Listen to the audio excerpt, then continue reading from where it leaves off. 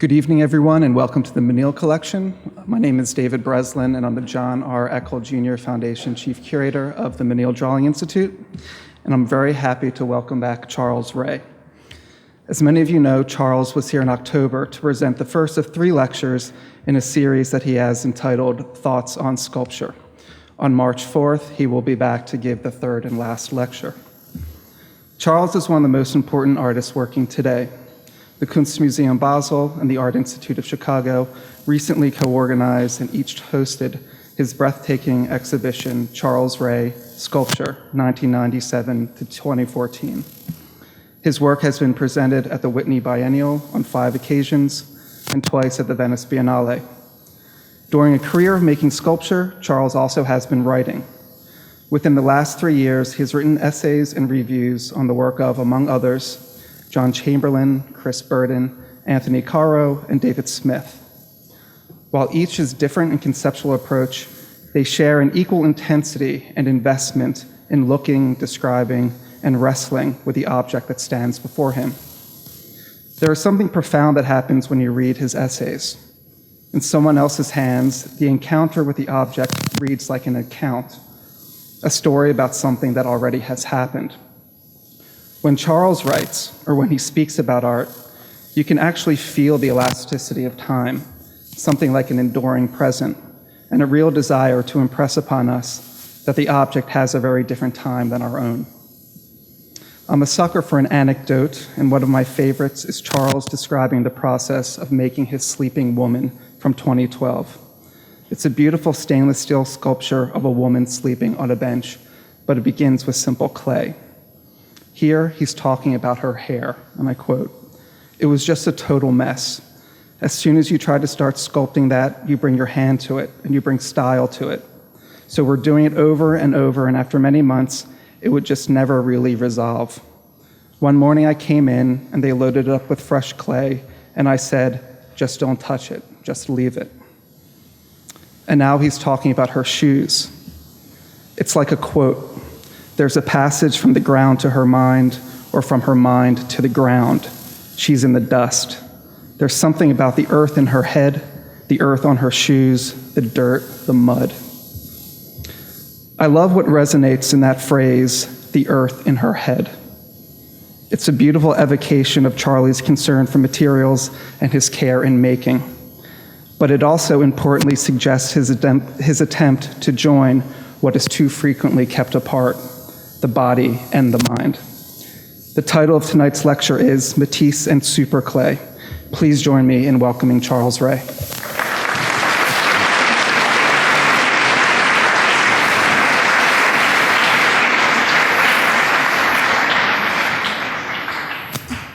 Thank you. That introduction now makes me even more nervous than I was before. And this kind of spillover crowd is making me super nervous, not to speak of Super Clay. But, so, thank you, David. So, you know, if some of you were here at the first lecture, the title of that lecture was Sculpture with Holes. And there were some sculptures with holes in it, but it was really just a pretext for sculptural space. And this lecture, Matisse and Super Clay, is in the end about Matisse and Super Clay, but it's really just a pretext for the physicality or the material of sculpture. I'm a sculptor, and a lot of people ask when, you know, a friend's parents or, you know, just somebody I meet in, you know, casual day-to-day societal business, like, you know, going to the hardware store or whatnot, you know, they say, oh, do you do realism or abstraction? And shortly after that question, they ask, what do you work in? You know, and it's always a surprisingly hard question to answer. So we'll start.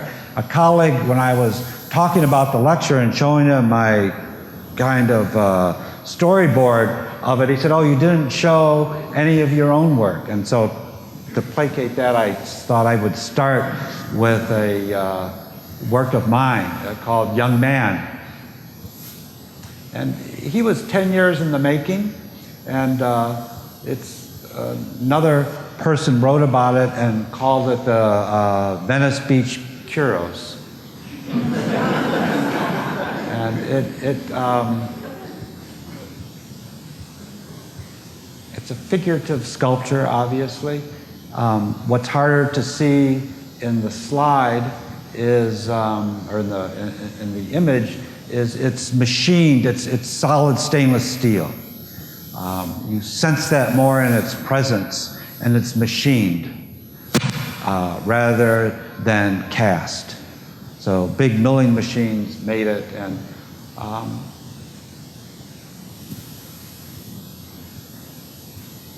one reason for me to show it is I think if you understand how a sculpture was made, you understand more about the sculpture. And so I won't say too much about this particular piece, and I'll just start. This is a grave stele from Minos, and it's a really beautiful, it's a very small stele, and it's of a slave girl,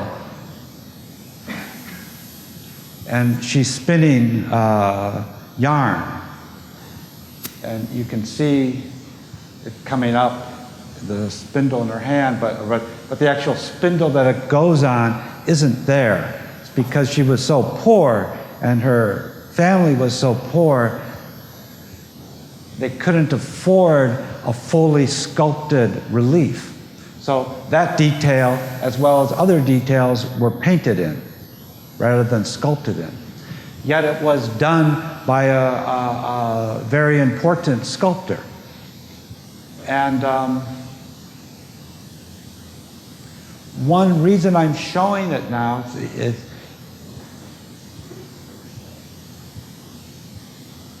it's so, she is so down in the social strata, yet her gravestone is as serious and as poignant as the pieces on the Pantheon. And you have to ask yourself, or I have to ask myself, what culture would bring such intensity and high art down to every strata of the culture, that a slave girl would have this piece to commemorate her passing. And it's so, I mean, you can see in it her concentration on her work, and it's such a beautiful thing. And I think that question leads you into understanding more about the Greek work and how it was made. This is Sculptors Tools. You see various things. They're the same tools as today, only ours are electric. You have a punch, you have a flat chisel, you have a drill, 2 drills, you have files. The archaic sculptors who were working on works like this is the Manhattan Kuros, primarily use punches rather than flat chisels. Flat chisels weren't used until the Hellenistic period. So what does that mean in understanding a work, and understanding a work like this? Well, I find it fascinating because a punch, to make it work, you take a block and you start with a punch the size of your wrist, and the sculptors go around it. That means you have to go all the way around it. Then you go down a punch, all the way around, down a punch, until finally it's like peeling an onion. When you're all the way, the details is done with almost like finishing nail-sized punches. Right? It's not until the Hellenistic period where you're running flat chisels. Right? When you look at Renaissance sculptures, you see the grain and the polish of the marble. Michelangelo can make a face emerging from a stone. All right? He can do, a full lip, without the hair being done. That's because they're using flat chisels. The punch, you go all the way around. So what does that do? Well, one, it destroys the crystalline structure of the marble. That's why you see the ancient work looks so kind of, not polished, so dry. But it does another thing. It brings a democracy of parts, a democracy to the surface. That's why in a kuros or early archaic sculpture, a toenail is equal to an eyelid, or an eyelid is equal to the lip. A nipple is equal to the toe. There's a democracy of parts because you have to build the whole thing all the way around in the third dimension. And that comes from not just its materiality, but also its making, which is so directly connected to its material.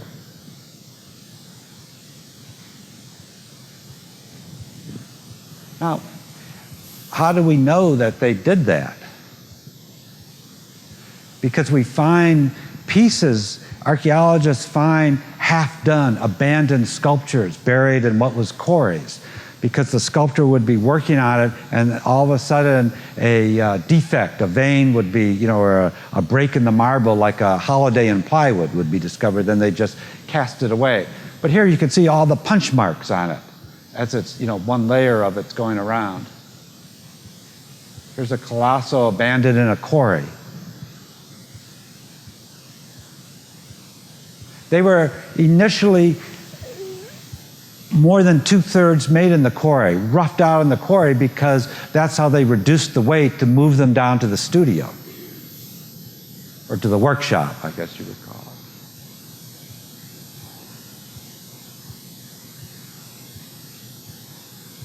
So here, I'm just showing them, you can see sort of various stages. And also, this is a kuros figure, its relationship to the block. And here's the Manhattan kuros. Again, a better picture of it. One thing in looking at it,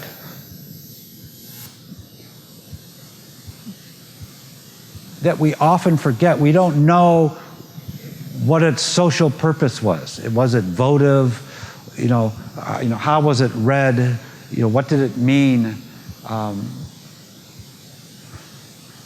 The scholar Richard Neer told me once, he said, he's a scholar of ancient Greek work, and he said, you have to remember that a kuros figure was one of the only smooth things in a very rough world.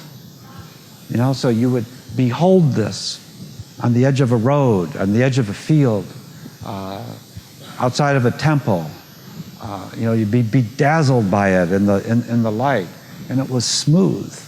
And other things were all rutted and muddy, and people had boils with pus dripping out of them, and you'd come across this. There's an aspect of them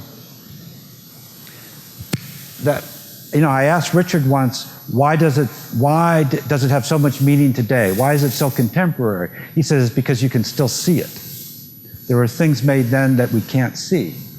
One of the things that happens to me when I look at it, and this comes directly from what I was talking about before, how it was made, and this sort of democracy of equality of parts across its manifold of its surface, is there's both stylized aspects to it and naturalized aspects to it.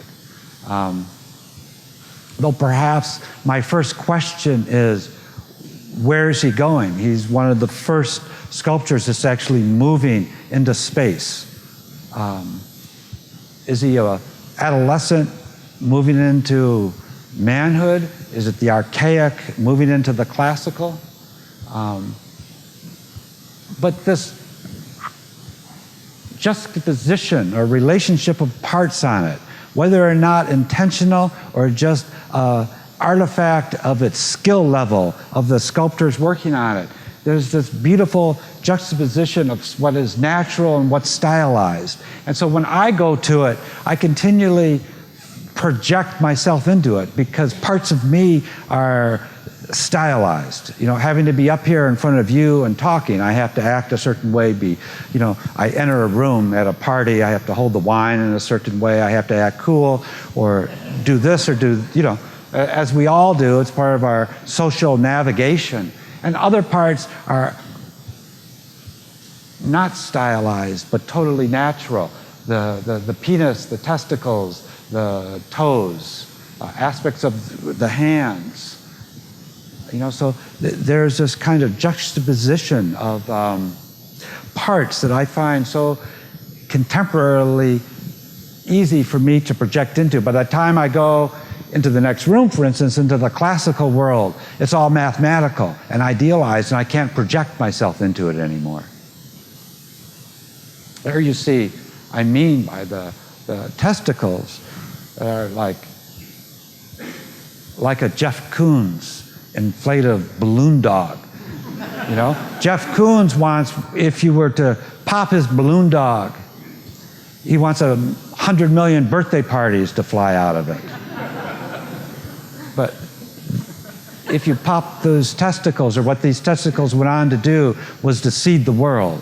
They're just ripe and like pneuma, just full.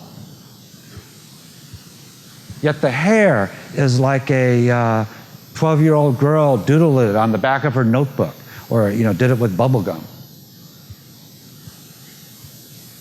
Why is you see the natural aspect of the feet. This kind of thing that the feet is on is sculpted to the base. And people have often speculated. I've talked to different historians. No one can say really what's that about. Some are standing directly on the base. All are taking a step forward. But this kind of abstract piece of ground, I find really kind of fascinating. There it is being beheld today.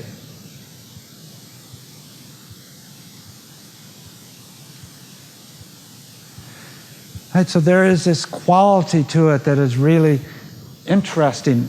There's a slight smile to the Kyros. Why?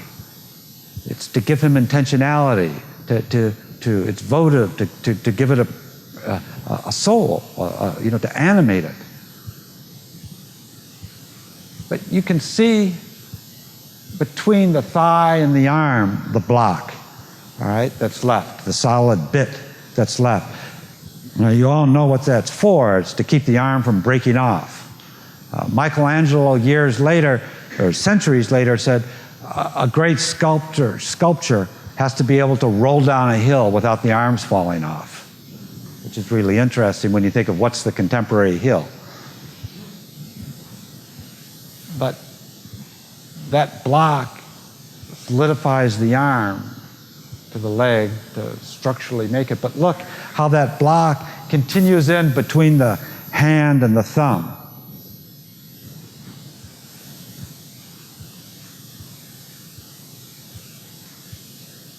And you see what's happening. It's like a water balloon.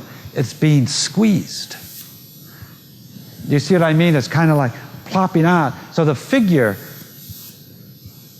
has intentionality. And that, what's so beautiful to me about that is just part of the thing you're not supposed to see initially, the thing that has to be there to hold the arms from breaking off. But the figure itself is squeezing them. If you look at an ancient Egyptian art, they're often holding the figures a stick that we don't really know was like a scepter of some kind. But it's almost diagrammatic.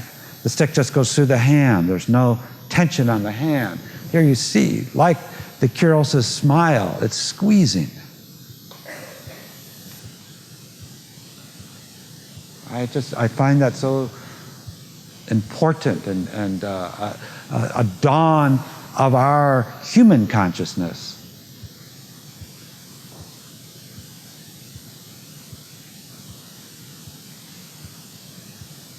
And as an example, I wanted to show you an Egyptian work. The hands. You see, the kilt is so interesting.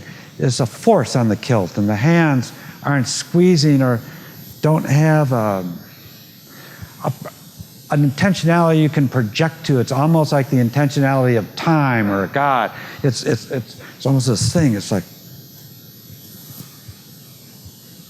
and I found so interesting this kind of patterning on the kilt.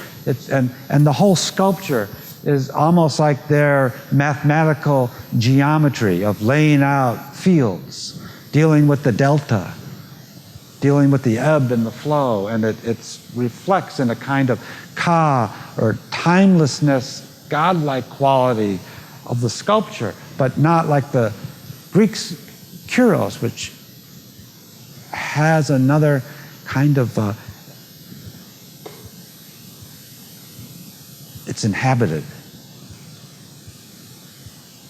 It squeezes.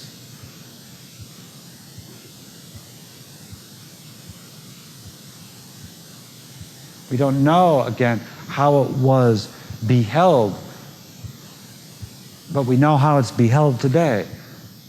And it's still, on so many different levels, so incredibly engaging with the people.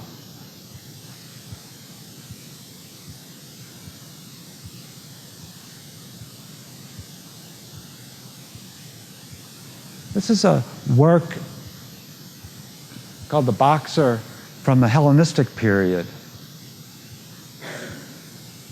And there was just a show that, it's in Washington now, a kind of watered down version of it, but it was in Florence and then Los Angeles, called The Power and the Pathos, and they gathered together all of the Hellenistic bronzes, remaining bronzes, or at least a third of them. But there were about 30. Most, of course, were melted down.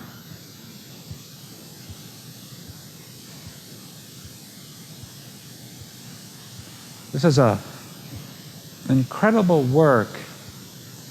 You go back, there is like a pressure. And you know, before I talk about the work itself, it's bronze, and there's not really a better way to do it today. The craftsmanship and the technology is equal to what is possible today. Even perhaps the way of joining the welds, you know, often like Larry Gagosian had a Henry Moore show recently of big casts made after Henry Moore died, and you know, you could see the seams everywhere. You know, if you look at a Jeff Koons balloon dog, once you see the seams, that's all you see. They're very hard to see, but once you see them, they're there. They had a way of putting these works together where, you know, the seams are almost invisible. But this is I find a very beautiful work in its internal pressure of this boxer who's just had the hell beat out of him. Look at the ear. So an aspect of the sculpture is inhabited, has a life force, almost sculpting it, pushing the form out, and then it's been slashed and opened and embedded with copper. You see like the cauliflower ears, you see like the kind of bits of red in there.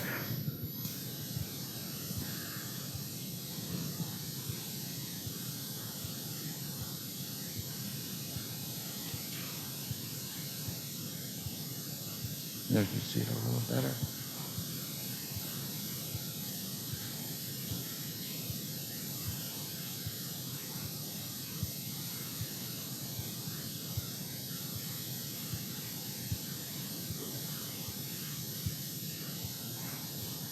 The slides are difficult to see it, but he's just like, so kind of almost the neck bent too much, like an owl being able to really turn his neck. And like looks like an animal. And you feel his stress.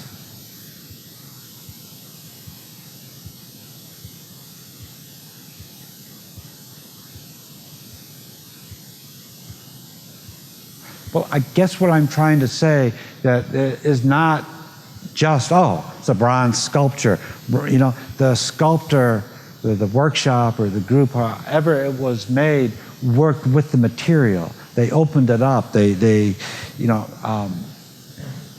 slashed at it.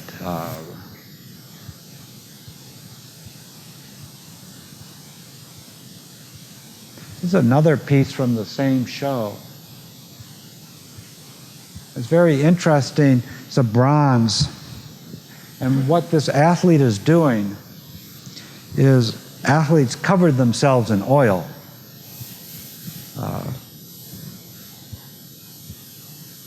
And then after the games, they cleaned themselves, and it would get all full of grime and dirt, but they had these scrapers, I forget the name of them, and they scraped it off, and the scraper is long gone. That's what he's doing. He's cleaning his scraper because they took this gritty oil that was all over their bodies before they competed, and it was very valuable for medicinal purposes. So you could sell it, especially if you were a star athlete. You could, basically they bottled it and sold it. And he's cleaning his tool that he takes this oil off with. But it's very beautiful because it's almost like a sculpture, in a weird way, making itself. It's how a sculpture's made, too, in clay. It's,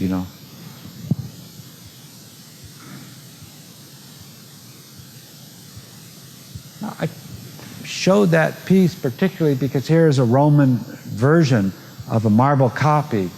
There were many that showed this act, and he's doing the same thing. It's not a copy of exactly the same sculpture, but a copy of one like it, of its type.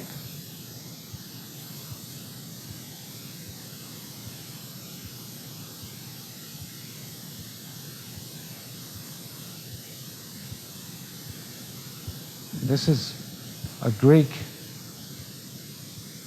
bronze, and here's a Roman copy.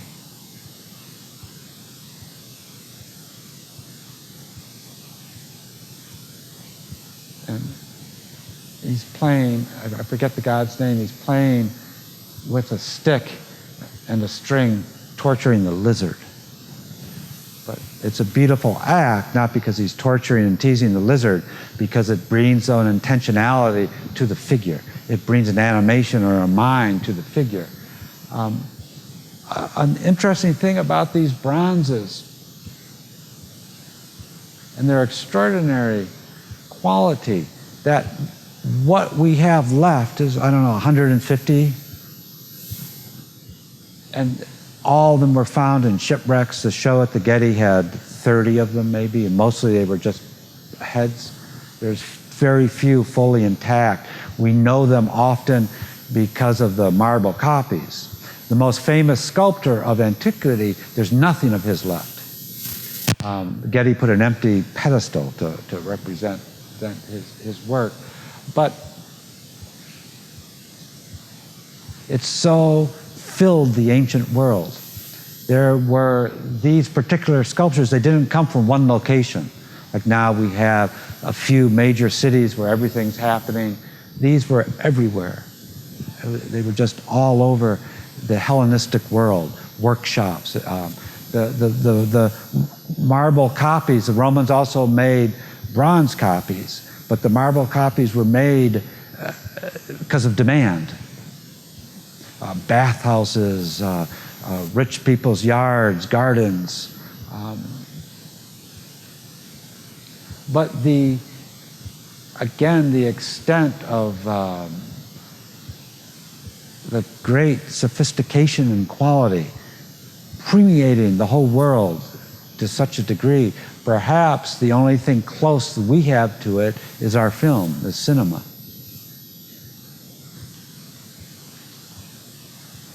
This is a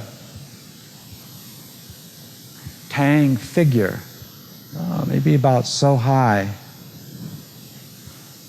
and made of slip cast, ceramic.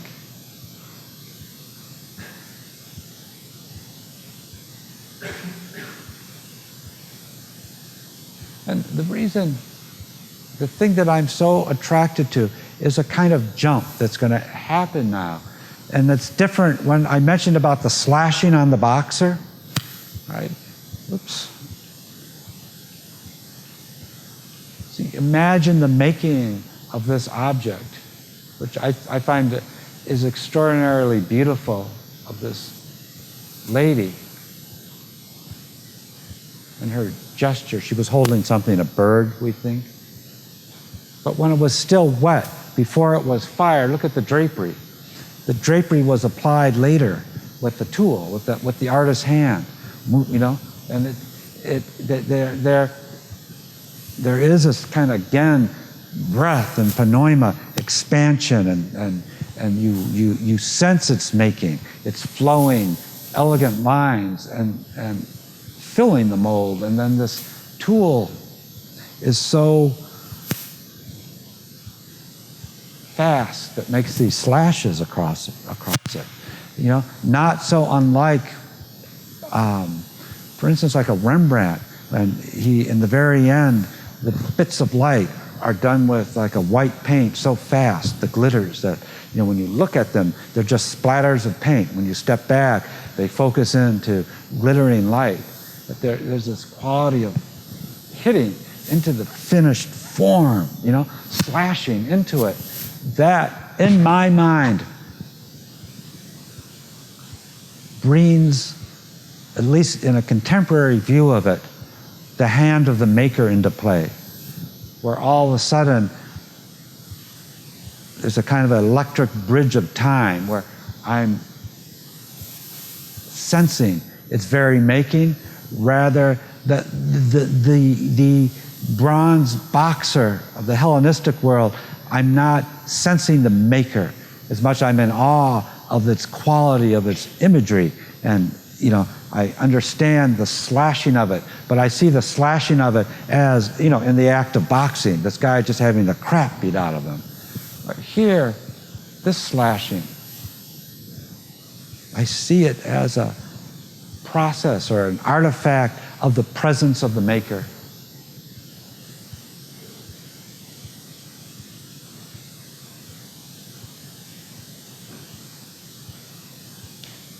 It's like two elements, the slashing and the form, interacting together. And I brought these Bernini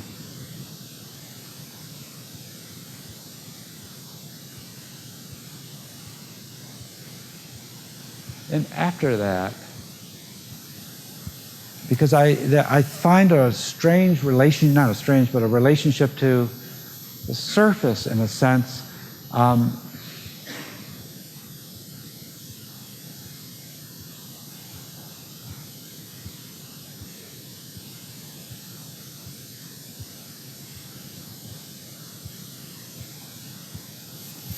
When you look at a Kunz, again, balloon dog, you see it twist.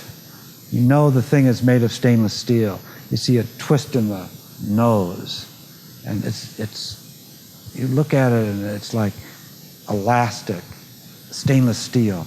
It's a demonic transformation, if you will. You know? And you can see that earlier in Bernini. Look, for instance, at the button that has broken off, you see in the very middle. And you are in the presence of that kind of limped out button. And it's a falling, it's a button hanging from its string, but it's marble. It's a button. It's marble, and there is a transformation that occurs in the material to image, between image and material. So the function of its reality as material and as a person, as it tends to slide into our space, it's falling back into the marble. So this act of transformation, almost like alchemy or being demonic.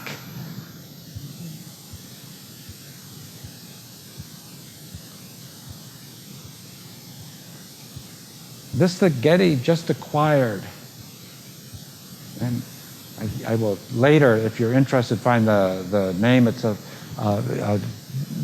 Bernini sculpted it when he was 23. It's of a pope, a very powerful man.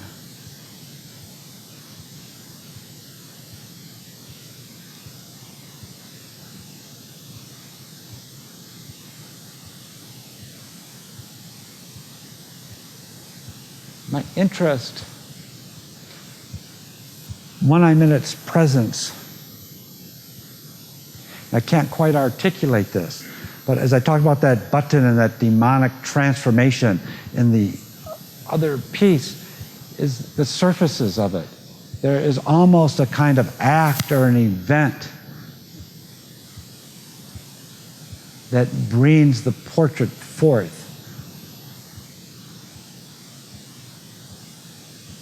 I mean, the very sculpting of it, rather than, I would say, it's not the rendering of the likeness of this Pope that brings the kind of gnarly power to the figuration, but it is the act of sculpting and the intense act of Bernini in relationship to the marble and concentrating on that surface and the surface itself, that you never forget it's marble, and as it transforms, that's what brings the power of the man to the portrait, is what I'm trying to say.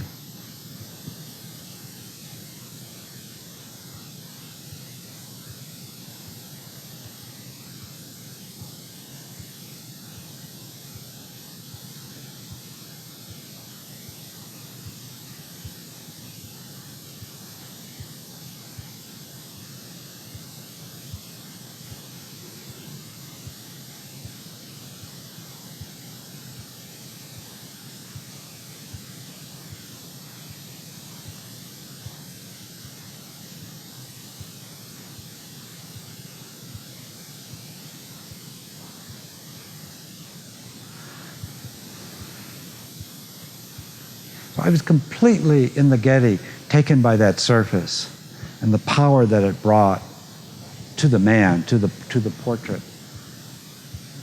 And I recently came across this sculpture in the American wing at the Met, and it kind of came out of nowhere.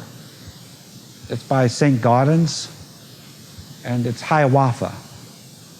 And it was donated to the museum at the death of the owners of it and the family, and eventually it ended up here. And just 2 years ago, it just appeared. I had never seen it, and I had people I've talked to had never seen it.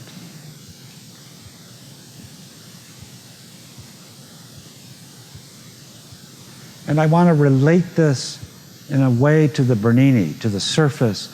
If I think of that Bernini as a manifold,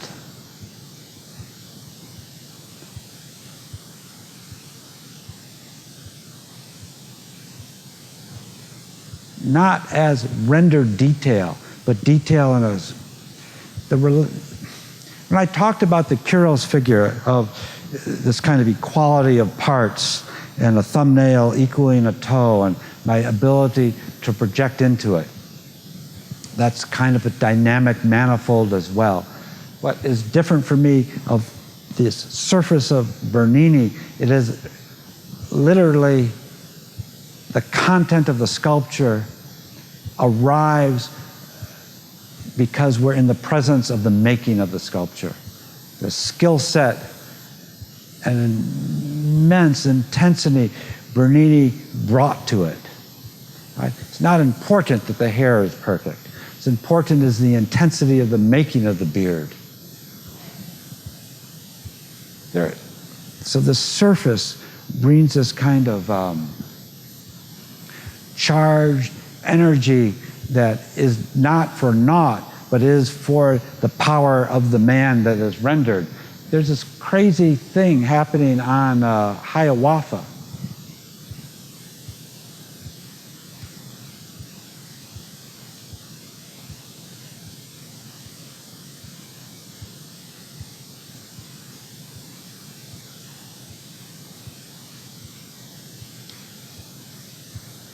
you get over, you have to fairly quickly. The last 50 years have, brought us to think about the, idealizing the idea of the Native American, of others, of this sort of noble savage, et cetera, et cetera, et cetera. Longfellow's poem. But you go there and you kind of move into the sculpture and you start looking at different details. How does that leg knock up against that rock? How is the rock rendered in relationship to the foot?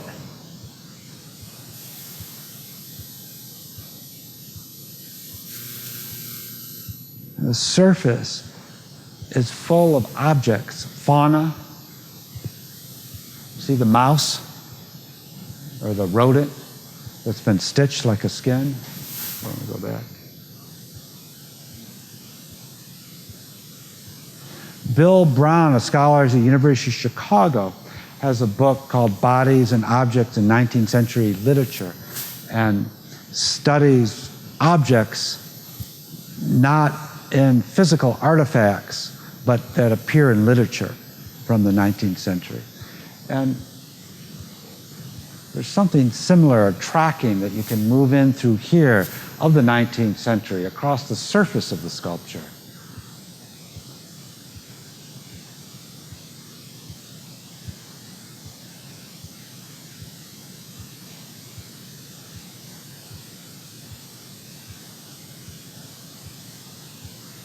And there's this beautiful gesture that I go back to from that's in the Kyros, where the Kyros is squeezing, where he's holding that stick in his hand, in his contemplation.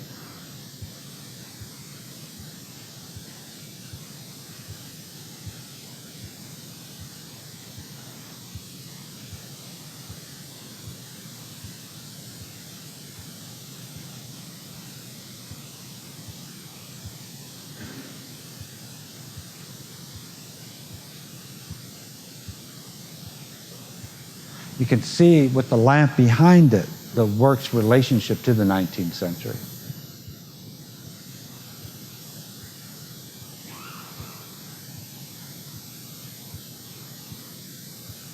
But I'm drawn into the making of it. And made in ceramics, made in bronze, it would be a different story. This materiality of this kind of question, how are these objects brought forth out of the rock?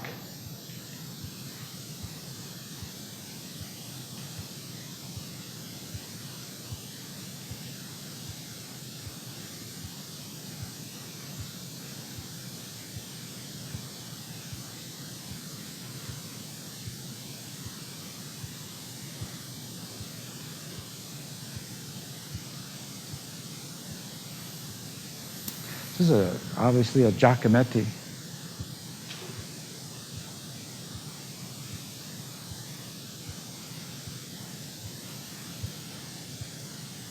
When Giacometti worked, he had an armature that he would start working in clay on, and squeezing and working, building a sculpture. Then at a certain moment, he would get his brother Diego down in the same building, and Diego would come in and make a plaster mold and make a plaster positive of this clay piece. He would have it. And instead of being done, he would keep the plaster and then move back to the clay on the same armature and keep working. So maybe one armature would produce 3, 10, 12, 7 different clays or different plaster molds. And out of those plaster, maybe 3, 2, 1 would become a bronze. So it wasn't like we think. You start in clay, you move to plaster, then you from the plaster you make another mold, and you move to bronze. The bronze wasn't to solidify the work that he did in plaster, but it's almost more like a thought in the mind where a thought everything begins with an armature sculpturally. A thought is like, begins with a wire in the mind in a way that you start building around.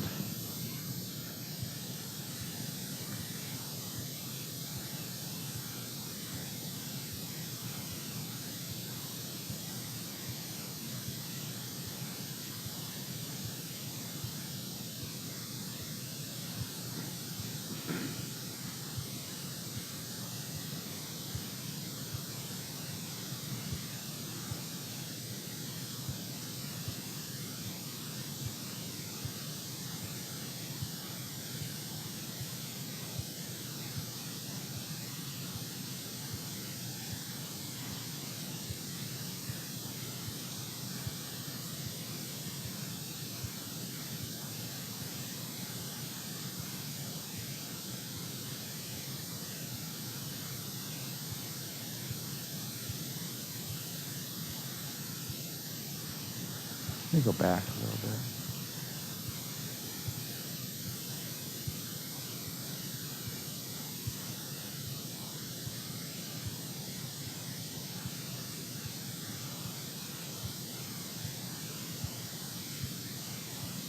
The movement from clay to plaster to bronze, more of a way to see the sculpture.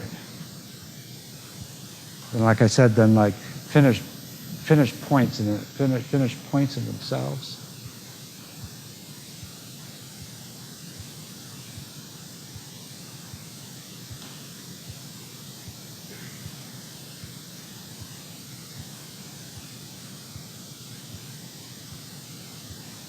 Then I moved to David Smith. I believe this sculpture is called Winged Ark. And it was, when I saw this piece, there was a Matisse snare, and that's where the sort of idea that I started thinking about Matisse and Super Clay. But there's a quality of Smith that is so beautiful in that these are found objects, right? But they're transformed by almost feel when you look at the different aspects of, like that aspect of the arc swinging around, that they've run through his hands almost like they're clay itself. And how he does that, I don't know. By bending and forging and heating, but there is a real presence of the artist in the piece, of the artist's hand in the piece.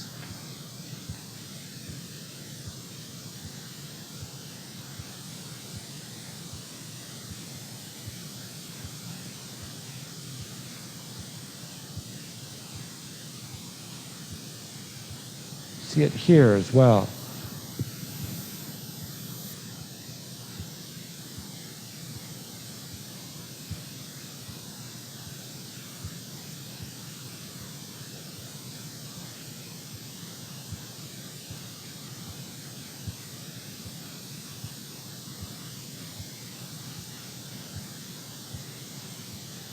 The language and the physicality of it in this sort of shallow space is, to me, really amazingly impressive.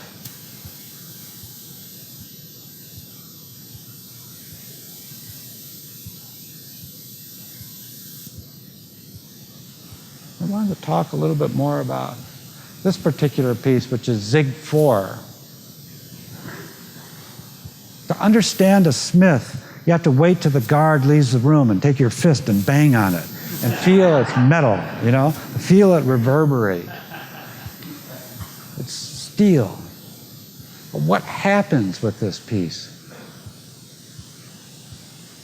As you move around it after you've banged on it, there's an incredible disjuncture where the sculpture itself ties a knot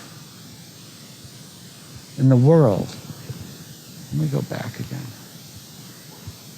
And there's a strange bit of like artillery aspect, industrial artillery to it, despite the painted surface across it. And you really, there's a piece right here, that little triangle, almost feel, and there's a weld that goes down from that triangle down to the point of the plate that almost feels like a skeg on the back of a boat, this thing moving through space. It's on wheels.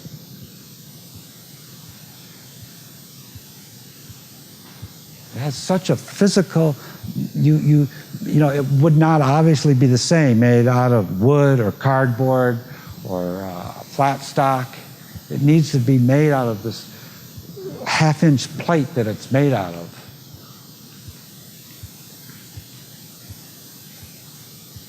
When you're with it, moving around it, you really get this crazy feeling of this knot.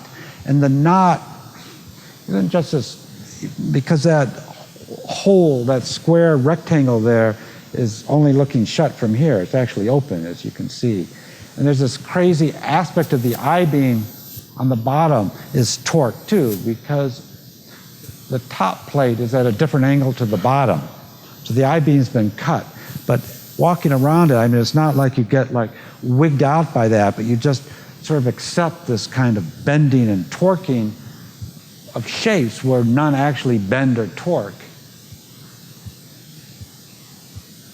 And its own making and totem aspect of its reflection of industry ties this knot in our social space here, which I think is just amazingly beautiful, and then related to its materiality.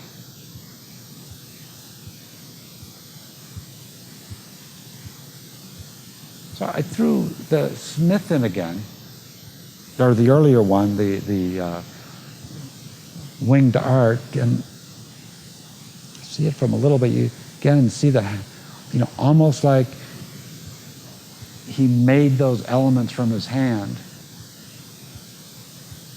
And I threw it in to put it in relationship. You know, so how does Smith function in materiality and in space and his hand? And then industrial complex from his metal, like the kind of relationship of Zig 4 to artillery. Well, there's this beautiful aspect to this relationship to De Souvero. When you see it in relationship to Klein,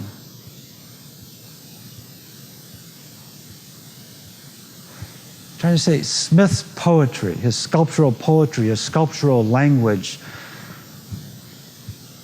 takes the moment of his making, of his materiality, of his moving those plates around, of his bending and his hand, you know, like I was talking about how those other pieces feel extruded by his hand, and launches it, not just embedding it in space, but launches it into cultural time. And when we look at De Souvero and its relationship to construction, and De Souvero always talks about, I guess there's an Italian name for it, I don't know, but metal carpentry, always into it.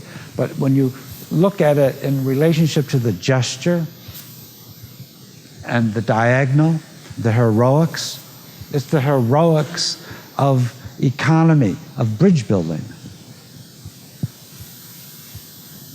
And in a sense, you see it where how its embedment in space, it sits on the ground like a bridge. And despite, what I'm trying to say is there is no materiality, despite the great weight of the I-beams. All right? Once you compete with a bridge, you've lost. I mean, the Trestle Bridge, I'm sure here, I haven't been south on the causeway down to the Gulf, but when you look at bridges, I mean, they're incredible. You know, and you think about them, like, why was the suspension bridge built? It was built because they couldn't afford to bring in stonemasons. So, you know, in times of expensive economy, these big engineering feats are created. And it can't, De Souvero, he's the hero. De Souvero works alone in a crane, and you kind of sense this heroic guy building these things. Desuvero's the hero. The sculpture isn't. Where in Zig 4, I tell you, David Smith is going to be forgotten. Bolton Landing, place where he got drunk. Zig 4 is going to continue for a very, very, very long time to tie a knot in our social space. And it's going to, once artillery, if artillery is ever taken away, there's still a kind of industrial violence that will be reminiscent of the time, of how that does. It has nothing to do with David Smith. The materiality took it somewhere. Where with De Suvero, it has everything to do with De Suvero, with his heroics. Where in Klein, here's the bridge again, in the diagonals, the Trestle Bridge, the poetry is there because what Franz Klein's mother said, she said when she saw his retrospective, she said, "Franz, I knew you'd find the easy way." But the easy way brings the poetry in relationship to that industrial making and the gesture. You see it again. And again, how it sits on the ground. This isn't needed. It's like an afterthought in a way.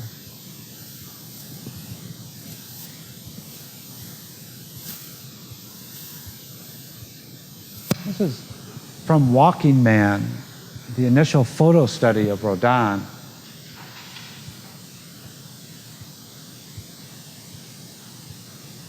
And then the plaster.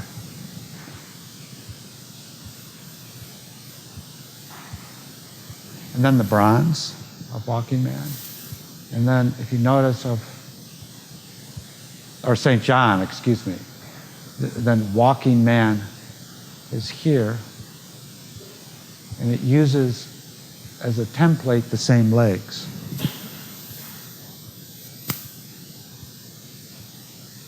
And I ended the last lecture with the separate parts of Burghers of Calais. And I talked about Rodin, so I won't as much again. But that kind of what happened, you know, the disjuncture when you were looking at the Rodin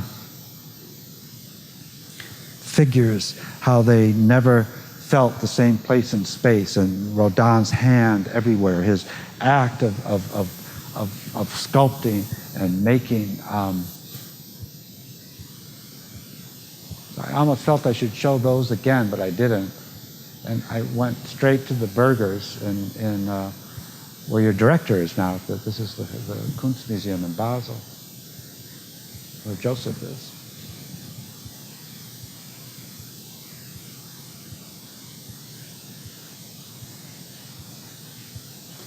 It's a beautiful piece to try to understand because you move into. My point in the last lecture was there's these great gravitational pulls and pushes and abstractions between the figures. And you attempt to find the identity and the figuration in it, but that's continually broken by the materiality of the bronze.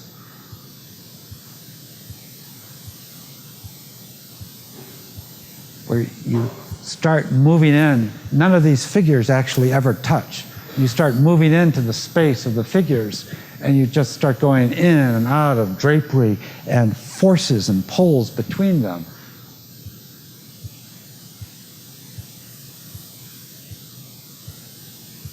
And you start moving in and through and become totally involved in these kind of abstract spaces and matrices. You try to go back to a face, but then you're and an identity of a figure, but then you're just pulled right back into this matrix of internal spaces.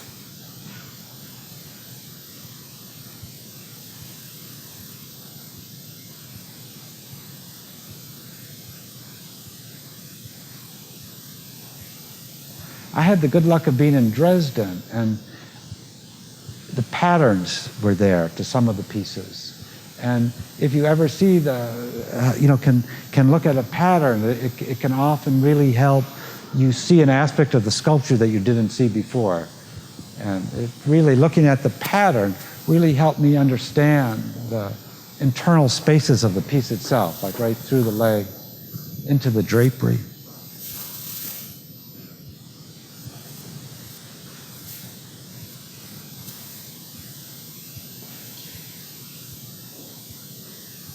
And this is a small little piece by Picasso called A Woman with Leaves. And it was just in the Picasso show at the Modern. And I find it really extraordinary.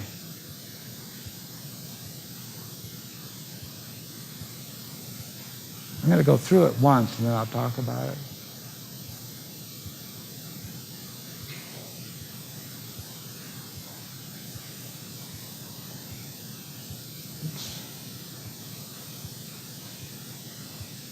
So it's like it's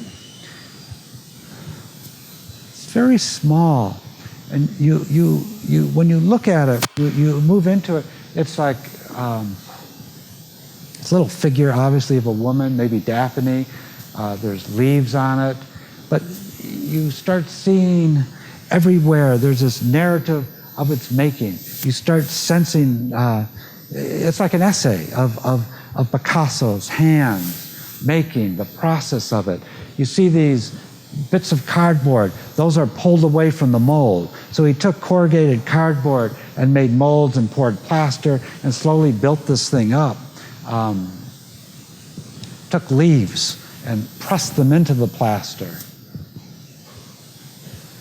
Everywhere is this kind of making.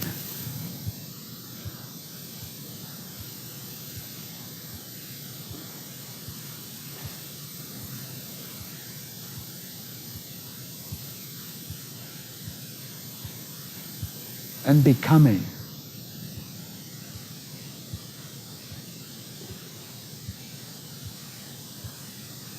I find it as a very unstable object.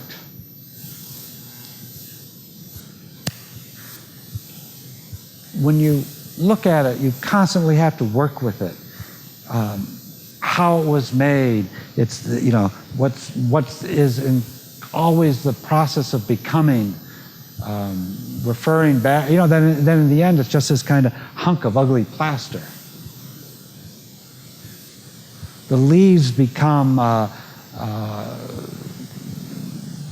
in spots, wings, then they go back to leaves, then it goes back to just, cardboard.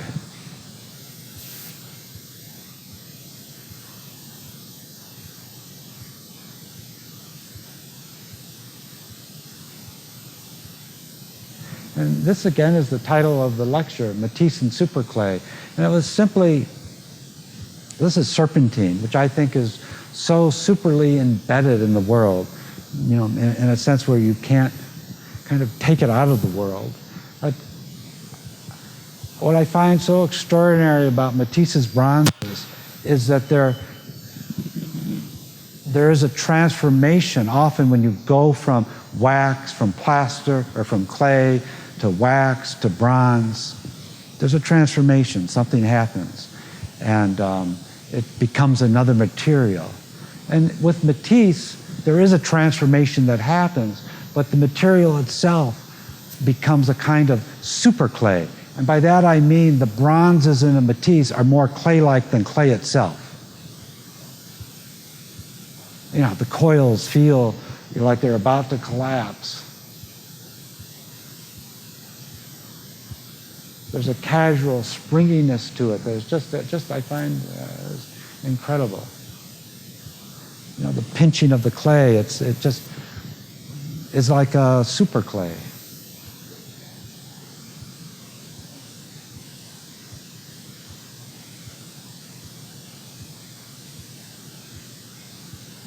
And I wanted to end with this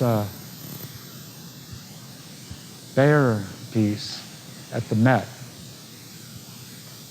with a centaur and a rider that is bronze, and I feel is a, maybe start the next lecture with, is a very strange form of suicide. But I'll end with this piece and talk about it next time.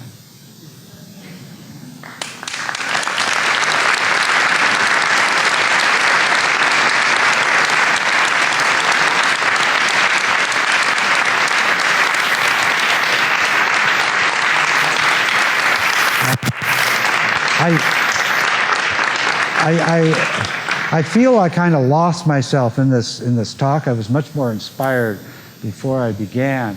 So I'd be really more than happy to take questions, and maybe I can redeem myself. Thank you so much for another wonderful lecture. So if the Matisse is like super glue for you, and the previous one, the Picasso, you said is a bit unstable, does that make it more difficult to see, to comprehend? No, I mean, I lost in what my inspiration.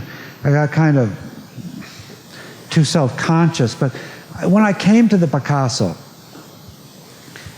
I was asked to give a talk at a walkthrough with other people were giving talks about picking different Picassos. So I thought, like, what will I do? And somebody else will pick the same one that I want. So I picked just this, like, what I thought initially was like a piece of crap in the corner that no one was going to remember. You know, it was from this room of big plasters and whatnot. It wasn't the guitars, which, as Sarah said, stole the century. It wasn't a spectacular piece, but I picked it because it was all alone. And it was back in this corner, and I was just, when I was drawn into it, I said, Jesus, this is an essay. This is an essay of Picasso's. It's a narrative essay of his process, of his making. It's not about process. So that corrugated cardboard you can see in spots. It's just, the plaster was poured in, and the hands are there, present still today. He's pulling it off. You see Picasso's hands everywhere. You see this figure, then with the leaves. It's a woman with leaves. It's Daphne, but then the leaves start looking like wings. It starts looking like a victory figure. But then you go back to how his hand again, pressing it. So it's this dialogue between this sort of everything is in this crazy balance that is super unstable. And when I say everything, I don't mean just like the leaf, the matchbox face of the women, the cardboard. I don't mean the image, but what's drawn into the image is like well before Morris's Box with the Sound of Its Own Making, which is a beautiful piece. But this Picasso is that, but it's written in space and time with Picasso's hand and his touch. Picasso thought he was Midas, that anything he touched would turn to gold, and it's always a problem when you kind of look at a lot of Picassos. But this thing, it's so dynamic, and Picasso spills out into the room, and you struggle with that. You struggle with what this thing is, and you keep making it into something, and then it collapses back into its process of its making. And so that kind of dynamism is what I was trying to talk about in the aspect of the Picasso. And the Matisse, and there's so many examples. I just wanted to put this one in because Serpentine is such a masterpiece. It's such a small, modest piece, and it's so goofy in a way. This woman going like this, and you can sense all the coils, and you sense like where his hands pinched and whatnot. But the bronze isn't bronze. It's super clay. When you look at it, you learn more about clay than you do when you look at clay or feel clay in your hands. I learned more about the potentiality of clay in relationship to imagery by looking at those pieces. I've been working on animal pieces myself, and one of the things that, I've been interested in this guy, but, Matisse as a young man went to Rodin and wanted to work with him, and, Rodin said, get away from here, Junior, go, this is not interest. So he went to Breyer's assistant and became his apprentice. And one of Matisse's first sculptures was the Panther devouring the hare, which is the famous one of Ray. And I was so jealous of it because it was so beautifully fast and facile and so clay-like and so rough and raw. And later I read it took him 3 years. You know, Serpentine took a long time. You know, but I think I'm leaving your question. But so I don't see in Matisse's Serpentine, I don't see process. I don't see Matisse in the room at all. What I see is clay. In the Picasso piece, to me it's an essay about hands. I see Picasso's hands. I see Picasso spills into the room himself. He's there still today, and I'm banging into him, trying to like wrestle with him a little bit with this object, which is just so full of sculptural information. That's what I mean when I say it becomes like an essay, in a way, like a narrative essay of not of a figure. You don't care if it's Daphne or if it's a winged or if it's a woman with a docile animal. What's interesting about it is the abstraction of its making, you know, of my relationship in time to Picasso's making that, how that can become present again. And with Matisse, I call it super clay because Matisse is nowhere to be seen. He's long gone. But what I see when I look at that is clay everywhere. I just see clay, you know, and understand it. And, you know, it becomes almost hallucinogenic. Yeah.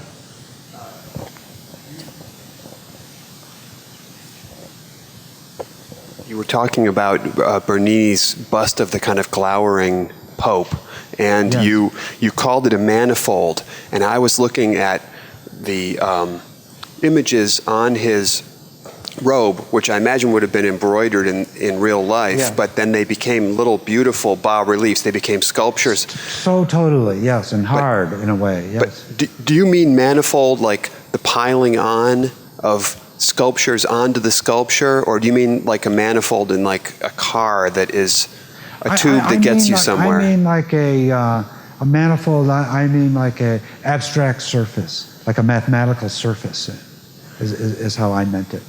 And what I was trying to get at, I think very poorly, is I left a kind of, I started getting worried about my animation, but what makes that, I mean, that's a gnarly guy, that portrait. That Pope is like, I wouldn't want to be scolded by him. I wouldn't want to be in the same room with him. I wouldn't want him as a client. You know, I'd say, you deal with him, Matthew. I don't want to go over to his house. I mean, he's a tough guy. But what makes that come across? What I was trying to get at, it's not Bernini's rendering of his likeness that makes that come across. It's Bernini's relationship to his material. It's Bernini's, not his skill, because we know he has skill. It's Bernini supercharging his skill. It's Bernini entering the space of that manifold. It's Bernini becoming an abstraction himself and working across that surface and bringing it forth. You know, it's like frightening. And that kind of Mayanicalness of Bernini is the thing that renders and brings forth the liveliness of that rendering. So it'd be easy to mistake, oh, this artist is really good. They can make a bust of you and look just like you. Well, it might look just like you, but you'll look dead. You know, if you're a beautiful person, you won't be attractive in marble. You know, what I'm trying to say is the art of it isn't the rendering. The art of it is another relationship between Bernini and his material, as many other things, the space it's in, etc. But we're talking about the material now. That piece would not work in bronze. If he would have made the piece in clay and wax, and the bronze would have flowed into all those details, all right, it would render in a different way. But the fact that you're in the presence of this hard, crackable material, that one slip of the mallet and he's going to ruin it, you know, you still hear it. And you know how the carving, the chipping, that's all still present, all right? Not in an end in itself, but as almost an abstraction that brings forth this quality of the guy.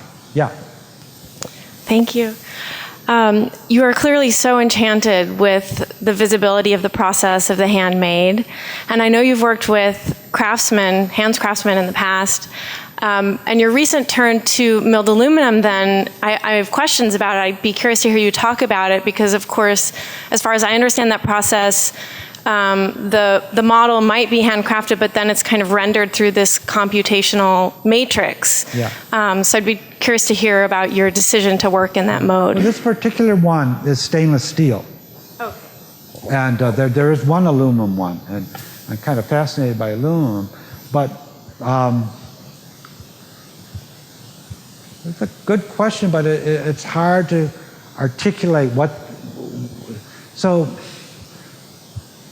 the computational process and the milling machines that make it, that carve it out of aluminum blocks, or excuse me, this one out of stainless steel, right? And what was important to me that it be solid. The guy, I mean, it's interesting to me to try to tell you and to tell myself and to think about what's the armature of that sculpture of young man. Maybe I should just go to it.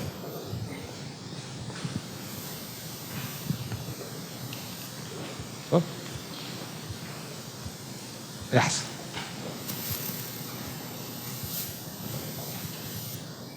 If we could somehow bring it all back, it would be great. I don't know if we can do that or make it full screen.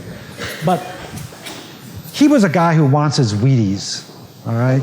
He's a contemporary artist. He was I like him very much. He was a friend of mine. He's kind of passive aggressive. He's yeah.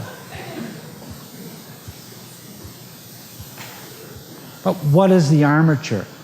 It's not I'll tell you this right off, it's not a portrait of the guy. I think the guy's qualities, all right, are part of the armature of it. It's not a portrait, it's not a figure. I find it an abstraction.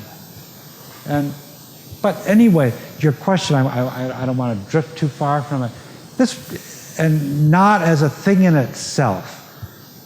I'm saying this like, I'm not bragging. It took 10 years to make. And it had to, and doesn't make it instantly good. What it did do to it is it made itself. I didn't make it in a way.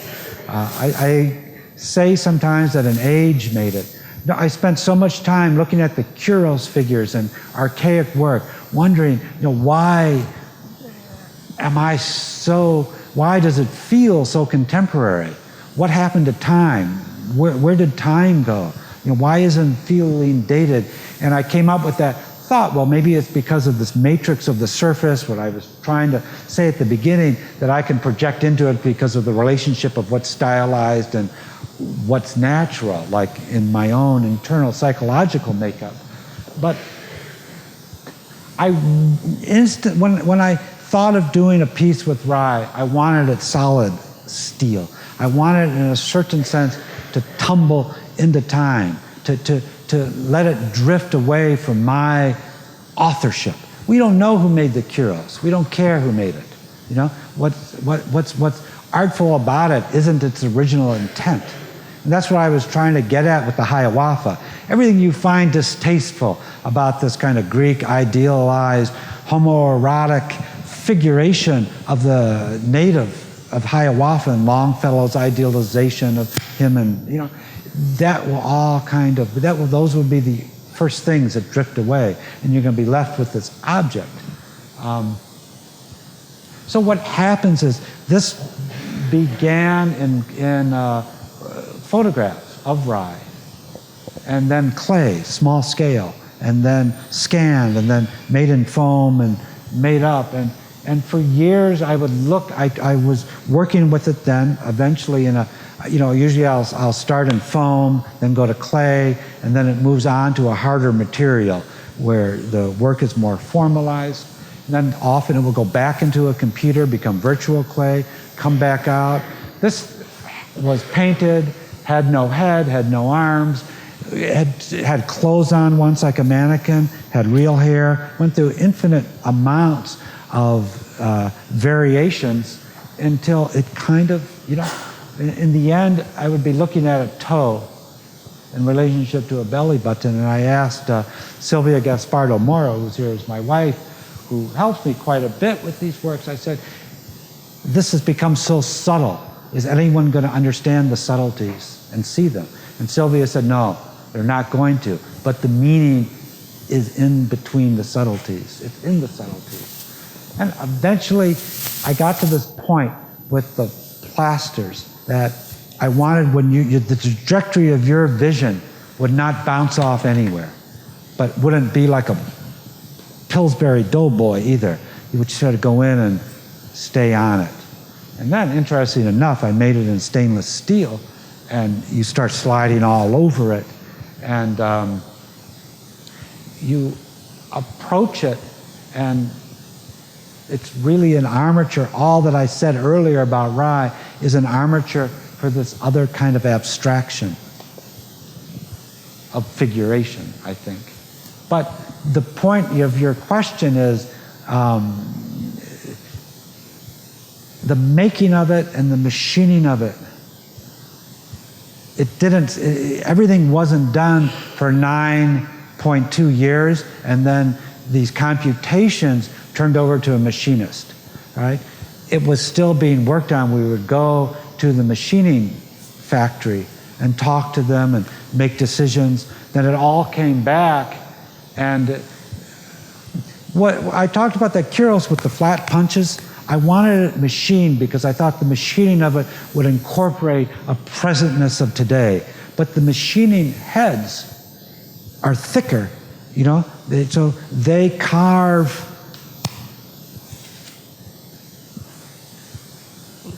cruder than we sculpt, right? So my details are much greater when it's finally in a pattern and scanned for, then a machine file is made, and talk is made with the companies when we're making the machine files.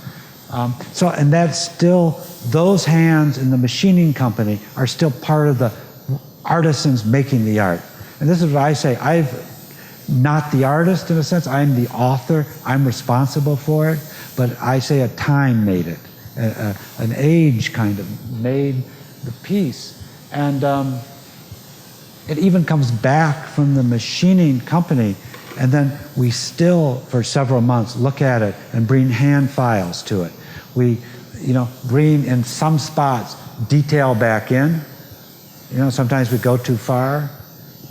So it's this very, very subtle orchestration. So, to me, the machining of it is kind of equal to when it was clay or when it was plaster. It's just one aspect. It's not a final computation of it. I hope I answered your question. Yes.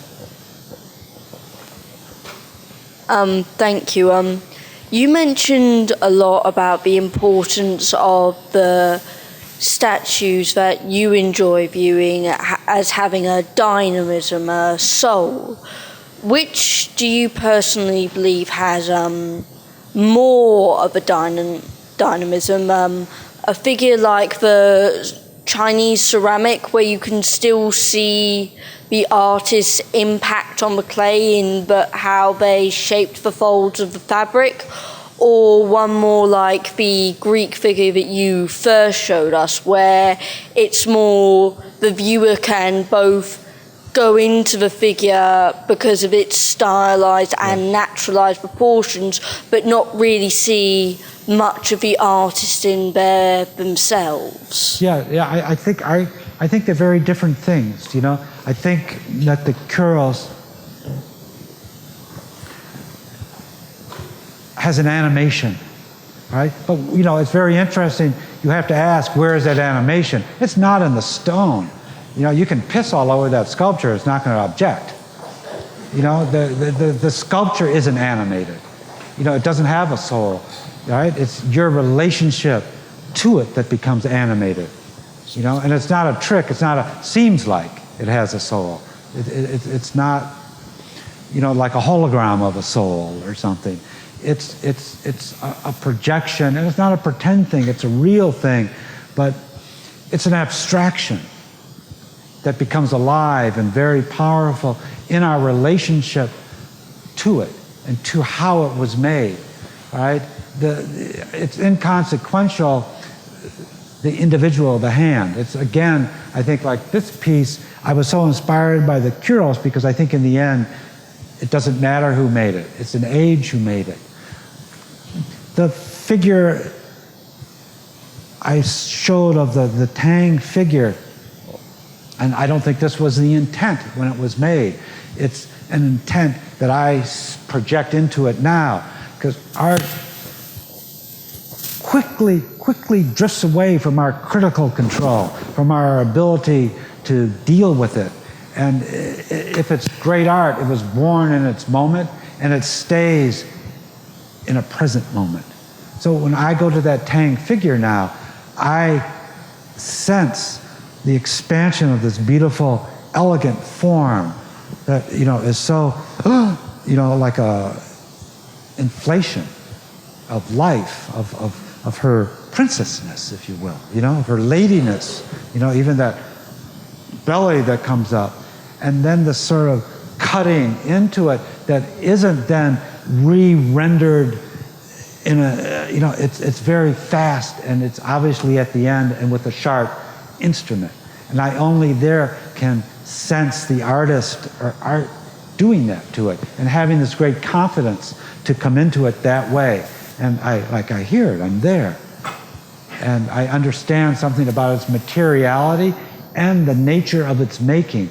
And I think that is much closer, for instance, to the Picasso, where when I said the Picasso, Woman with Leaves is an essay of its making, but everywhere. There is no kind of elegance to that little dirty Picasso, but it's a written out essay of artfulness and making and process.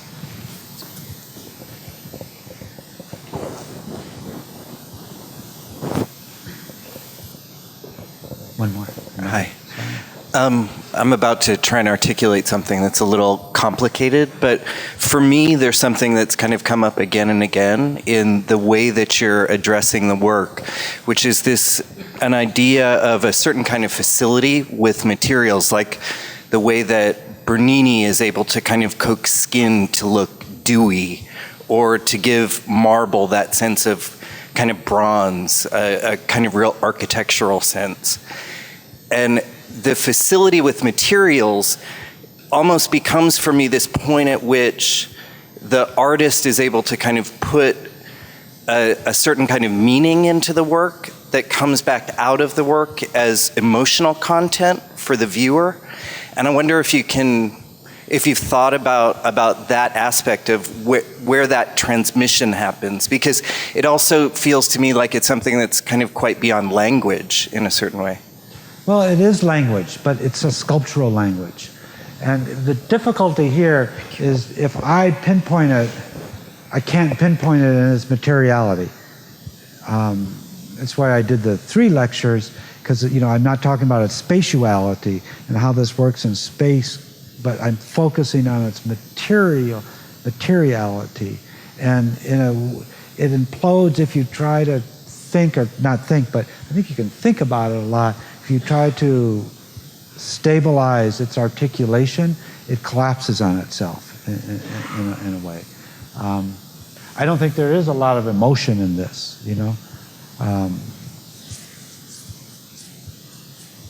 The Picasso Lady with Leaves, there's not a lot of emotion. There's a lot of, like I said, it's written out something about making. I see a lot of, to me, social power of beholding in the Kuros, always in relationship somehow to the people. I hate this new thing that goes on in museums where they're jam-packing thousands of people into like the modern and you can't look at anything, but that's not going to go away.